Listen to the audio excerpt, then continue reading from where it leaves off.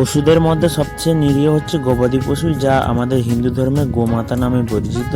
তো আজ আমি এক গোমাতার চিকিৎসা করতে এসেছি। সেই গোমাতার কিভাবে চিকিৎসা করছি, কি হয়েছে এবং কিভাবে তাকে সুস্থ করা যায় সেই সম্পর্কে এই ভিডিওটা সম্পূর্ণ দেখবেন এবং শেষমেশ কেমন লাগলো একটা কমেন্টে জানাবেন। তো বন্ধুরা, আমি যে পশুটার চিকিৎসা করতে এসেছি এই পশুটা কিন্তু 2 দিন ধরে অসুস্থ। প্রথমত খাওয়া দাওয়া কমে গেছিলো, তারপর পশুটার একটা গুরুত্বপূর্ণ রোগ হয়েছে। যে গরুটা এই রোগটা হচ্ছে কাঁধ রোগটা কিন্তু খুবই গুরুত্বপূর্ণ রোগ। তো প্রথমত একদম খুব হালকা স্টেজে ছিল, কেউ বুঝতে পারেনি। তো আজকে একটু বাড়াবাড়ি পর্যায়ে পৌঁছেছে, তাই আমাকে ডাকা হয়েছে চিকিৎসা করতে। আমি কিভাবে চিকিৎসা করছি সেই ভিডিওটা আপনাদের সামনে তুলে দিচ্ছি। বন্ধুরা, গবাদি পশুর কাঁধ রোগটা কিন্তু খুবই ভয়াবহ রোগ। তো এই পশুটাকে তার পার্সেন্টেজ খুব কম হয়েছে, 25 থেকে 30% মতো অ্যাটাক করেছে। তো আমি আমার যেভাবে চিকিৎসা করি সেইভাবেই চিকিৎসা করছি। বিভিন্ন রকম ওষুধপত্র দিয়ে একে ভালো করার চেষ্টা করছি। খুব তাড়াতাড়ি ভালো হয়ে যাবে, প্রায় 24 ঘন্টা সময় লাগে। 24 ঘন্টা পর আবার পুনরায় স্বাভাবিক হয়ে যাবে।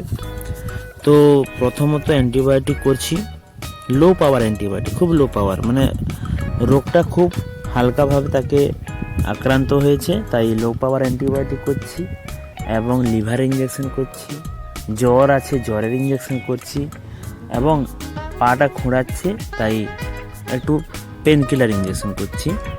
আর সঙ্গে অ্যাসিডের ইঞ্জেকশন থাকছে এবং একটা মাল্টিভিটামিন থাকছে। শরীরে যদি দুর্বলতা আছে সেটাও দূর হয়ে যাবে। তো ইঞ্জেকশনগুলো লোড করে আমি একে ইনজেক্ট করছি। কীভাবে ইনজেক্ট করছি সেগুলোও দেখুন। আর সমস্ত গৃহস্থদের বলবো, যে কোনো জীব যদি কোনো না কোনোভাবে অসুস্থ হয় খুব দ্রুত চিকিৎসা করাবেন। কারণ পশুরা অবলা, তারা কথা বলতে পারে না, তারা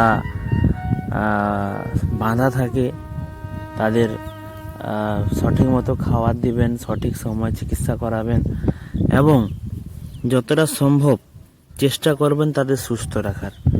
তারা বাঁধা আছে না, তো যদি ছাড়া থাকতো, যেরকম ছাড়া থাকলে কি হয়, তার নিজের খাবার নিজে খুঁটে খাচ্ছে, নিজে জীবনযাপন করে নিচ্ছে, যেখানে সেখানে খাচ্ছে, যেখানে সেখানে ঘুমাচ্ছে, তার কোনো রোগ নেই, তারা দেখবেন স্বাচ্ছন্দ্যে ঘুরছে, ভালো আছে।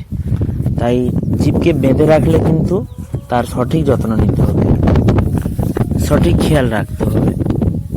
তো বন্ধুরা, ভিডিওটা দেখলেন কিভাবে চিকিৎসা করলাম পশুটার। এই পশুটা কাল এতক্ষণে সুস্থ হয়ে যাবে এবং স্বাভাবিক হয়ে যাবে। সবাইকে বলবো, নিজেরা ভালো থাকুন, পশুদের ভালো রাখুন, ভালো থাকবেন। দেখা হচ্ছে পরের ভিডিওতে।